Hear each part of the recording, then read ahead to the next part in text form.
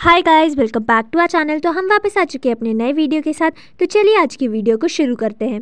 आज हम बात करने वाले हैं समर्थ जुरैल और ईशा मालविया के ब्रेकअप के बारे में।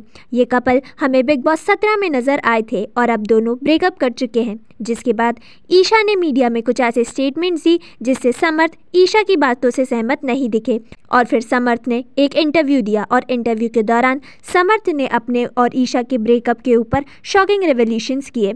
चलिए हम आपको इंटरव्यू में समर्थ ने जो जो बातें कही हैं हम आपको वो बताते हैं। पहले तो इंटरव्यू की शुरुआत में उनसे उनके वर्क रिलेटेड बातें की गई, जिसके बाद बिग बॉस की बातें आई। तो इंटरव्यूअर ने कहा कि क्या आपके रिश्ते मेंटेन हैं बिग बॉस के कंटेस्टेंट्स के साथ बिग बॉस के घर से बाहर आने के बाद, जिस पे समर्थ ने कहा हाँ, ऑलमोस्ट सभी से बातें हुई हैं, सभी से मैं कनेक्टेड हूँ और मिला हूँ। मैं सबसे फ़ोन पर वैसे भी ज़्यादा बातचीत नहीं करता, पर वैसे फ़ोन पर भी मेरी थोड़ी बहुत बातें हुई है। विक्की भैया, अंकिता जी, इवन अभिषेक से भी मेरी बातें हुई हैं। जिस पे इंटरव्यूअर ने पूछा कि अभिषेक से क्या बातें हुई, तो समर्थ कहते हैं कि मेरा बर्थडे था तो उसने मुझे विश किया। अभी ऐसे एक दिन और बात हुई थी अभिषेक से। अभिषेक पूछ रहा था तू ठीक है ना, मैंने बोला हाँ, तू ऐसा क्यों पूछ रहा है। मुझे भी पता था कि वो ब्रेकअप हुआ है, ऑब्वियसली इस वजह से ही वो पूछ रहा था। समर्थ ने कहा कि मैं अभिषेक से पार्टी में भी मिला और मैंने उसके साथ डांस किया। जिसके बाद इंटरव्यू ने कहा कि क्या आपका वो बॉन्ड जो दिख रहा था बिग बॉस के घर में स्टार्टिंग में, क्या वो वापस बन रहा है, क्योंकि अभिषेक ने भी घर के बाहर आके आपके बारे में बहुत अच्छी बातें बोली है कि आप बहुत अच्छे हैं दिल से। और इंटरव्यू आकर कहती है कि ऐसे तो क्या आपको वो थप्पड़ वाले इंसिडेंट या टिश्यू वाला इंसिडेंट याद नहीं आता। तो समर्थ कहते हैं कि नहीं, बल्कि हम एक दूसरे के साथ इस बात पर मस्ती करते हैं और एक दूसरे के मज़े लेते हैं कि तेरी गलती थी। वो बोलता है कि तेरी गलती थी, मैं बोलता हूँ तेरी गलती थी, बट उसके बाद फिर हम एक्सेप्ट भी कर लेते हैं कि हाँ मेरी गलती थी और जो भी हुआ ठीक है, कोई बात नहीं, हम उसे कैरी फॉरवर्ड नहीं कर रहे हैं। आगे कहते हैं लेकिन फैंस हमारे अभी भी लड़ते रहते हैं, आप फैंस को कुछ भी नहीं कह सकते, हमारे बीच चीज़ें सॉर्ट आउट हो चुकी है। जिसके बाद सवाल आता है कि ईशा से आपके क्या रिलेशंस है, जिस पे समर्थ ने कहा मेरा ब्रेकअप हो चुका है। तो जिस पे उनसे सवाल किया गया कि एग्जैक्टली क्या हुआ था जिस वजह से ब्रेकअप हुआ, तो समर्थ ने कहा हो गया, एक्चुअली मैंने उसकी स्टेटमेंट सुनी थी, मैंने बोला भाई तू तेरा बोल ले पर मेरे नाम पर स्टेटमेंट मत दे। मैंने अभी उसके 2-3 इंटरव्यू देखे थे और अभी वो लाइव भी आई थी, देखा मैंने, और जिसमें उन्होंने बोला नहीं जमा तो छोड़ दिया, जो मुझे बहुत वियर्ड लगा। मैंने सोचा कि ऐसे क्या होता है कि जब आप किसी के साथ होते हो तो आप बोलते हो कि मुझे वो अच्छा लगता है, मैं बहुत खुश हूँ, मुझे वो पसंद है, पर फिर आप जब अलग हो जाते हो तो बोलते हो कि मुझे उसके बारे में कुछ नहीं बोलना या फिर जमा नहीं। पर ठीक है, क्या कर सकते हैं। पर मुझे ये बेकार लगा कि ईशा ने मेरे नाम पर भी स्टेटमेंट्स दी है कि म्यूचुअली हमने ब्रेकअप किया और होली पार्टी में हम एक्ट कर रहे थे, ऐसा कुछ भी नहीं था। एक्चुअली उसका ईगो हर्ट हो गया था, इट्स ओके, बट मैं यही कहना चाहूँगा कि बिग बॉस के बाहर आने से ही चीज़ें डगमगा रही थी। मतलब मेरे साइड से मैं मिलना चाह रहा था ईशा से और बात करना चाह रहा था, पर बिग बॉस से निकलने के बाद उसने मैसेज तक पर भी मुझसे 7-8 दिन तक बात नहीं की थी। कंटिन्यूसली मैं अप्रोच कर रहा था, ट्राई कर रहा था। मैंने आसपास बिग बॉस वाले दोस्तों से भी कहा कि ईशा से बात करवा दो, उससे बात करवा दो, बट उसने नहीं करी। बट बिग बॉस के बाद फिर वो मुझे एक डांस रिहर्सल पर मिली, पर मैंने उसे पूछा, पर उसका अलग ही कंप्लेंट्स थी मेरे साथ कि तूने मेरे साथ ऐसा क्यों किया, तू क्यों आया बिग बॉस में। एंड मैंने टीम से कहा मैं डांस नहीं कर पाऊँगा क्योंकि इतना फेक नहीं जम रहा मुझे। ईशा मुझ पे ही एलिगेशंस लगा रही है तो मैं क्यों ही करूँगा डांस। फिर उसका फ़ोन आया था मेरे पास कि तूने ऐसा क्यों किया, तू चाहता है ये करना, तू चाहता है कि मेरे पास चैनल से कॉल आए कि आप क्यों नहीं कर रहे डांस। तो मैंने तभी उसे अनफॉलो भी किया था। तो तुरंत ही न्यूज़ आ गई थी मीडिया में। तो ईशा ने मुझसे बोला कि तू ये चाहता है, तो मैंने बोला ठीक है, पर फिर मैंने वापस उसे फॉलो कर दिया। मैंने कहा ठीक है मैं डांस भी कर लूँगा, तो मैंने फिर डांस भी कर लिया। देन फिर मुझे लगा सब कुछ नॉर्मल है।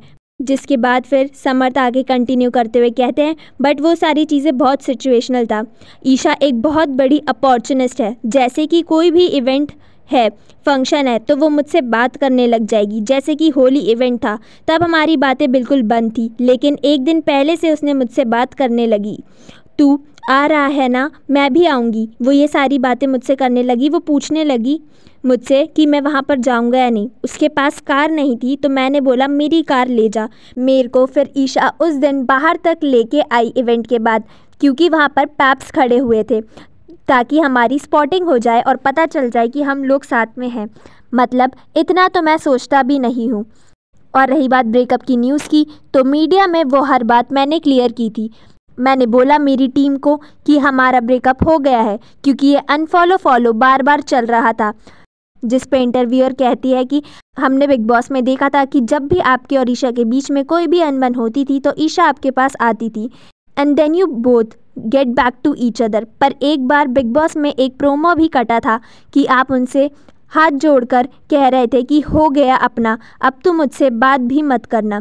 क्योंकि वो अभिषेक से बात कर रही थी, इसलिए आप थोड़ा गुस्सा थे। पर ईशा आती थी आपके पास और आप दोनों के बीच वो प्यार दिख रहा था हमें। तो बाहर आके ऐसा क्या हुआ कि आप दोनों ने ब्रेकअप कर लिया? तो जिस पे समर्थ कहते हैं कि हाँ, मुझे भी लगा था प्यार है, इसलिए मैं था तब उसके साथ। और बाहर आके एक तो मिलना कम, और ऊपर से वो जो उसकी मॉम का बोलती थी, ऐसा कुछ भी नहीं था। वो बोलती थी मना कर रही है मम्मी, देन स्टिल मिलती थी, पर वो बात नहीं थी। और ब्रेकअप बताऊं तो मैंने ही किया। अभी भी उसके मैसेज आए थे कुछ 5-6 दिन पहले कि मैं स्टिल वेट कर रही हूँ कि तू मुझे अनब्लॉक करेगा। मैं रोज़ देखती हूँ तेरी प्रोफाइल, कब अनब्लॉक करेगा तू मुझे। बट ये सब इसलिए है कि मैं मीडिया में उसके बारे में कुछ बोलूँ ना, या पब्लिकली नहीं बोलूँ कुछ भी उसके बारे में। स्टिल मैं नहीं बताना चाहता जो चीज़ें हैं जिसकी वजह से मैंने उसे छोड़ा है। और ऊपर से वो मुझे ही एटीट्यूड दिखा रही है, बोल रही है कि मैंने उसे छोड़ दिया, मुझे पसंद नहीं आया। और इससे लोगों को लग रहा है कि मुझ में कोई कमी थी। और मुझे तो लोग ये भी बोलते हैं कि मैंने ईशा को फेम के लिए यूज़ किया। और ईशा मुझसे बोलती है कि बिग बॉस में मैं उसकी बेइज्जती करने आया था। तो फिर इंटरव्यूअर ने समर्थ से पूछा कि क्या ईशा बिग बॉस के पहले भी ऐसी थी? तो समर्थ कहते हैं वो थोड़ा बहुत उस पर मेरी और अभिषेक की बातें हुई थी बिग बॉस के अंदर भी, कि है उसमें कुछ चीज़ें। एक तो झूठ बोलती है ईशा, मतलब बहुत ही ज़्यादा अति झूठ बोलती है। उसकी ईगो बहुत बड़ी है, उसके पेरेंट्स से भी ज़्यादा उसकी ईगो बड़ी है। मतलब आप रिलेशनशिप में जो एक्सपेक्ट करते हो वो है ट्रस्ट और loyalty. She is a good person, talented है, गुड लुकिंग है, बात में अच्छी है, पर रिलेशनशिप के लायक नहीं है। रिलेशनशिप में ईशा बिल्कुल फेल है।